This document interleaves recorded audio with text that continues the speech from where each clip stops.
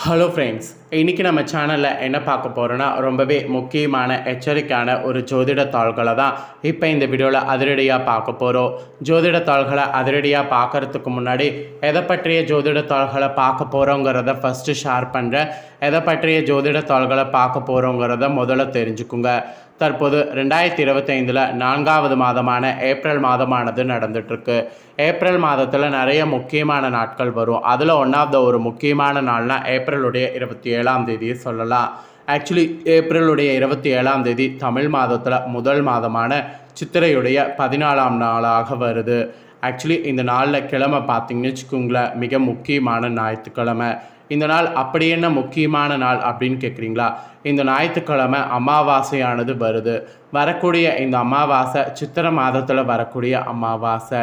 இது ரொம்பவே எச்சரிக்கையான ஒரு முக்கியமான அமாவாசை என்று சொல்லலாம். அப்படின்னு முக்கியமான எச்சரிக்கையான அமாவாசை அப்படின்னு கேட்குறீங்களா? இந்த சித்திரை அமாவாசையை முன்னிட்டு சித்திரை அமாவாசையில் கிரக மாற்றங்கள் ஏற்படுது. அதனால் ஒவ்வொரு ராசிக்காரங்களுக்கும் தலையெழுத்து மாறும்.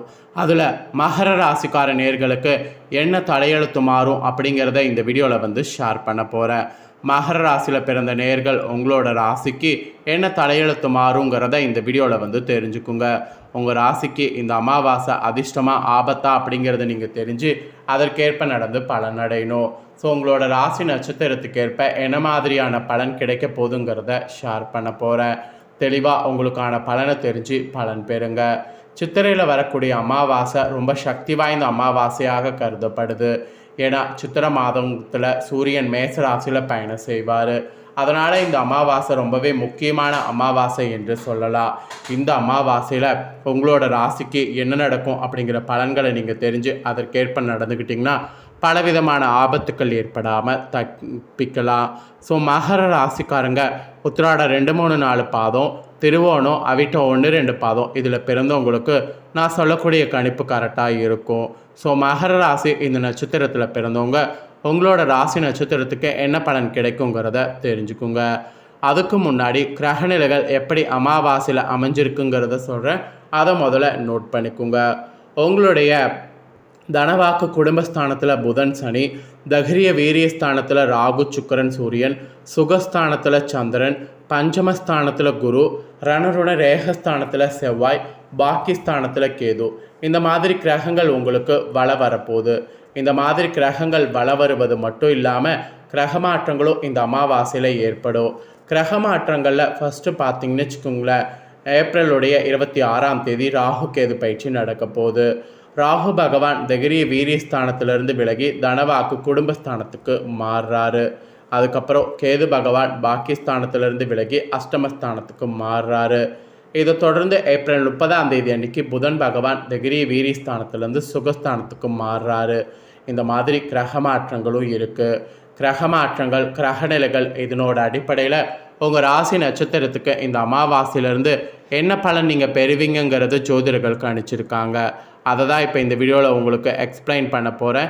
என்ன பலன்கிறத தெளிவாக இந்த வீடியோவில் தெரிஞ்சு பலன் பெறுங்க. மகர ராசி உத்திராட 2, 3, 4 பாதங்களில் பிறந்தவங்களுக்கும் சொல்லப்பட்டிருக்கு. இதில் பிறந்தவங்களுக்கு இந்த மாதம் அமாவாசைக்கு பிறகு புதிய வீடு கட்டக்கூடிய எண்ணமானது நிறைவேறும். உடல்நிலையில் நல்ல முன்னேற்றமானது ஏற்படும். எதிர்பார்த்ததை விட எதிர்பார்த்தபடி வருமானம் கிடைக்கும். குடும்ப தேவைகளை பூர்த்தி செய்து கொள்வது அமையும். பிள்ளைகளுக்கு நல்ல வரன் அமையும். பிரிந்து வாழ்ந்த தம்பதியர்கள் ஒன்று சேர்வதற்கு வாய்ப்பு இருக்குது. வெளிநாட்டிலிருந்து நல்ல தாள்கள் உங்களுக்கு வந்து சேரும். எதிர்பார்த்த அரசு வேலை உங்களுக்கு வந்து சேரும். உங்களுக்கு எல்லாமே எதிர்பார்த்தது வந்து சேர்கிற மாதிரி இந்த அமாவாசைக்கு பிறகு கிரகநிலைகள் சாதகமாக அமைஞ்சிருக்கு. அப்புறம் திருவோணமில் பிறந்த மகர ராசிக்கு சொல்லப்பட்டிருக்கு. இதில் பிறந்தவங்களுக்கு இந்த மாதம் அமாவாசைக்கு பிறந்த தம்பதியர் ஒன்று சேர்வதற்கு வாய்ப்பு இருக்குது. தொழிலதிபர்கள் தொழிலை விரிவு செய்து புதிய பங்குதாரர்களை பெறுவீங்க என்பது குறிப்பிடப்பட்டிருக்கு. அரசு ஊழியர்களுடைய வேலைபளு உங்களுக்கு குறையும். ஒரு சிலர்லாம் எதிர்பார்த்து காத்திருக்கக்கூடிய பதவி உயர்வும் விரும்பிய இடத்துக்கு மாறுதலும் வந்து சேரும். ஸோ இது திருவோணமில் பிறந்த நட்சத்திரக்காரங்களுக்கு பாசிட்டிவாக சொல்லப்பட்ட பலன்களுங்க. அப்புறம் அவிட்டம் 1, 2 பாதங்களில் பிறந்தவங்களுக்கு சொல்லப்பட்டிருக்கு. இதில் பிறந்த மகர ராசிக்காரங்களுக்கு இந்த மாதம் அமாவாசைக்கு பிறகு உங்களுக்கு நன்மைகள் தரக்கூடிய நாளாக இருக்க போகுது. தொட்ட காரியம் எல்லாம் அனைத்திலும் நன்மைகளை பெறுவீங்க. நல்ல வருவாயை உங்களுக்கு அடைய முடியும். குடும்பத்தினருடைய தேவைகளை பூர்த்தி செய்வது உங்களுக்கு இருக்குது. தம்பதிகளிடையே இணக்கமானது கூடும். வீட்டில் தடைப்பட்டு வந்த சுப காரியங்கள் இனிதே நடக்கும். பிள்ளைகளுக்கு திருமண வரன்கள்லாம் நீங்கள் முயற்சி பண்ணிங்கன்னா கைகூடி உங்களுக்கு சக்ஸஸ் ஆகும். அப்புறம் அரசியல் மற்றும் பொது வாழ்வில் இருப்பவர்களுக்கு தங்கள் நினைத்ததை சாதித்து கொள்ள தகுந்த காலகட்டமாக இது இருக்கும். நீங்கள் இழந்த பதவி நற்பெயர் மீண்டும் கிடைக்கும். எந்த முடிவையும் அவசரப்படாமல் நிதானமாக எடுக்க வேண்டும். அது மட்டும்தான் ஒரு எச்சரிக்கையாக சொல்லப்பட்டிருக்கு. மாணவர்கள் தொழில்நுட்ப பயிற்சி மாணவர்கள் உங்கள் படிப்பில் தகுந்த அக்கறை செலுத்தி தேர்ச்சி பெறணும். நண்பர்கள் படிப்பு ரீதியிலும் குடும்ப ரீதியிலும் தகுந்த ஒத்துழைப்பு தருவாங்க. சமூக சேவைகளில் அதிக ஆர்வமானது இருக்கும். அதற்கேற்ப நீங்கள் செயல்படணும் என்பது உங்களுக்கு குறிப்பிடப்பட்டிருக்கு. பெண்களுக்கு நீண்ட நாட்களாக சந்தான பாக்கியம் இல்லாதவர்களுக்கு தெய்வ அனுகூலத்தால் குழந்தைகள் இந்த அமாவாசைக்கு பிறகு வாய்ப்பு இருக்குது. வாழ்க்கை துணை அன்போடு இருப்பாங்க. பிற மொழி பேசுபவர்கள் உங்களுக்கு உதவிகள் செய்வாங்க. அப்புறம் கலைத்துறையில் இருக்கிறவங்களுக்கு ஒப்பனையாளர்கள், ஆடை வடிவமைப்பாளர்கள், பாடல் சம்பந்தப்பட்டவர்கள், நடன கலைஞர்கள் போன்ற துறைகளில் உள்ளவங்க நல்ல முன்னேற்றமானது காண்பீங்க. நீங்கள் இதுவரைப்பட்ட கஷ்டங்கள்லாம் விலகி நன்மையே உங்களுக்கு நடக்குங்க. அப்புறம் உத்தியோகத்தில் இருப்பவர்களுக்கு பதவி உயர்வு, சம்பள உயர்வு கிடைக்கும். பிற இடங்களுக்கு மாற்றுதலும் கிடைக்கும். உங்கள் மேலே இருக்கக்கூடிய நம்பிக்கையானது உயரும். உங்களுடைய கோரிக்கைகள் ஒவ்வொன்றாக நிறைவேறும். வேலை இல்லாமல் இருப்பவர்களுக்கும் முயற்சிகள் எடுத்த பின் நல்ல வேலை கிடைக்கும். தொழிலதிபர்கள் கடந்த காலங்களில் மனதில் இருந்த சஞ்சலங்கள் மாறி நம்பிக்கை ஒளி பிறக்கும். புதிய சந்தை வாய்ப்புகளை பெற்று சிறந்த முன்னேற்றம் காண்பீங்க. பால் பண்ணை அதிபர்கள் தகுந்த முன்னேற்றம் பெறுவீங்க. ஸோ இந்த மாதிரி தான் உங்களுக்கு பலன்கள் கிடைக்கும் என்பது குறிப்பிடப்பட்டிருக்கு. குறிப்பிடப்பட்டதை உங்களோட ராசி நட்சத்திரத்துக்கு தெளிவாக எக்ஸ்பிளைன் பண்ணிட்டேன். எக்ஸ்பிளைன் பண்ணதை தெரிஞ்சிருப்பீங்க. தெரிஞ்சதுக்கேற்ப நடந்து பயன்பெறுங்க. நெக்ஸ்ட்டு இந்த சித்திர அமாவாசையில் மறந்தும் இந்த தவறுகளை செய்யாதீங்க என்று சில விஷயங்கள் சொல்லப்பட்டிருக்கு. அது என்னங்கிறத உங்களுக்கு ஷேர் பண்ணுறேன். அதையும் தெரிஞ்சுக்குங்க. சித்திர மாதத்தில் வரக்கூடிய அமாவாசை சித்திர அமாவாசை என்று அழைக்கப்படும். இந்த அமாவாசை தினத்தில் விரதம் இருந்து படுத்து எழுத்தண்ணீர் இணைப்பது நமது பித்திருக்களை திருப்திப்படுத்தும். ஆனால் அமாவாசையில் சில காரியங்கள் செய்யக்கூடாது என்பது சாஸ்திரங்களில் கூறப்படுது. மாதத்தின் அனைத்து நாட்களுமே அதிகாலையில் வீட்டை சுத்தம் செய்து வாசலில் கோலமிட்டு விளக்கேற்றி வழிபடுவது சிறப்பான பலன்களை தரும்.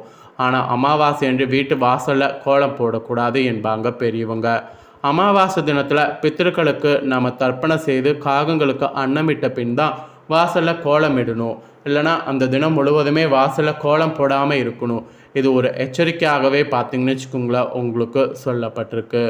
விநாயகருக்கு சதுர்த்தி, முருகனுக்கு சஷ்டி, பெருமாளுக்கு ஏகாதசி, பைரவருக்கு அஷ்டமி, பௌர்ணமிக்கு அம்பிகை, இதே போல் பித்திருக்களுக்கு அமாவாசை. அதனால தான் தினமும் இல்லாவிட்டாலும் அமாவாசை திதியில் மட்டுமாவது தான தர்மங்கள் செய்ய வேண்டும் என்பது குறிப்பிடப்படுது. அமாவாசையில் செய்யப்படக்கூடிய தர்ப்பணம் மற்றும் தானங்களால் முன்னோர்களுடைய தாகமும் பசியும் நிவர்த்தி அடைவதோடு குலம் செழிக்கும் என்று சொல்லப்படுது. நம்ம இருப்பிடத்தை தேடி வரக்கூடிய முன்னோர்கள் பசி தாகம் தீர எள்ளு கலந்த நீரினால் தர்ப்பணம் சீர்திருத்தம் செய்யும் போது அதை ஏற்றுக்கொண்டு நம்மளை ஆசீர்வதிப்பாங்க. ஸோ அதனால் அமாவாசையில் வாசலில் கோலம் போடுவது, மணி அடிக்கக்கூடிய ஒளி, இரும்பு பாத்திரங்கள் ஒளி இவற்றால் பித்திருக்களுடைய வருகை தடைப்படும். இதனால் தர்ப்பணம் முடிந்து, அதாவது வீட்டுக்கு பித்திருக்கள் செல்லுவர வீட்டு வாசல் மற்றும் பூஜை அறையில் கோலம் போடுவதை, மணி எடுத்து ஒளி எழுப்பி பூஜைகள் செய்வதை தவிர்க்க வேண்டும். இது சாஸ்திர நிபுணர்களே சொல்லியிருக்காங்க. இதை கண்டிப்பாக மகர ராசிக்காரங்க நீங்கள் ஃபாலோ பண்ணும். ஸோ மகர ராசிக்காரங்க நீங்கள் உங்களோட ராசிக்கு என்ன மாதிரியான பலன்கள் உங்களுக்கு கிடைக்கும் அப்படிங்கிறத தெளிவாக இந்த வீடியோவில் எக்ஸ்பிளைன் பண்ணிட்டேன். அது மட்டும் இல்லாமல் உங்களோட ராசிக்கு என்ன மாதிரி இந்த நாளில் நடந்துக்கணுங்கிறதையும் ஷேர் பண்ணிட்டேன். ஷேர் பண்ணதை தெளிவாக இந்த வீடியோவில் நீங்கள் தெரிஞ்சிருப்பீங்க. தெரிஞ்சதுக்கேற்ப நடந்து பயன்பெறுங்க. இதை நீங்கள் பார்த்து தெரிஞ்சு பயனடைகிறது போல் உங்கள் ஃப்ரெண்ட்ஸ் ஃபேமிலி இருக்கவங்களும் பார்த்து தெரிஞ்சு பயனடையணும்னு நினச்சிங்கன்னா வீடியோ லைக் பண்ணி ஷேர் பண்ணுங்கள். வீடியோவை உங்கள் ஃப்ரெண்ட்ஸ் ஃபேமிலியில் இருக்கிறவங்களும் பார்க்கட்டும். அவங்களும் அவங்களோட ராசி மகர ராசியாக இருந்ததுன்னா இந்த தாள்களை தெரிஞ்சு இதற்கேற்ப நடந்து பலனடையட்டும். நெக்ஸ்ட்டும் நம்ம சேனலில் நிறைய முக்கியமான வீடியோ போடப்படும். அதை எல்லாத்தையுமே உடனுக்குடனே தெரிந்து கொள்ள மறக்காமல் நம்ம சேனலை சப்ஸ்கிரைப் பண்ணுங்கள். கூட பெல் பண்ண ப்ரெஸ் பண்ணுங்கள். அதை பண்ணிட்டீங்கன்னா இனி நான் போகிற மற்ற அப்டேட்டான எல்லா வீடியோஸும் உடனுக்குடனே தெரிந்து கொண்டு பயனடையலாம். ஸோ மறக்காமல் சப்ஸ்கிரைப் பண்ணி பெல் பண்ண ப்ரெஸ் பண்ணி சப்போர்ட் பண்ணுங்கள். நெக்ஸ்ட்டு இதே போல் சுவாரஸ்யமாக வேறொரு புதிய தாள்களோடு மீண்டும் இன்னொரு வீடியோவில் சந்திக்கிறேன். ஆக்சுவலி நெக்ஸ்ட்டு கும்ப ராசிக்காரங்களுக்கு என்ன நடக்கும் அப்படிங்கிற தாள்களோட புதிய வீடியோவில் சந்திக்கிறேன். நன்றி.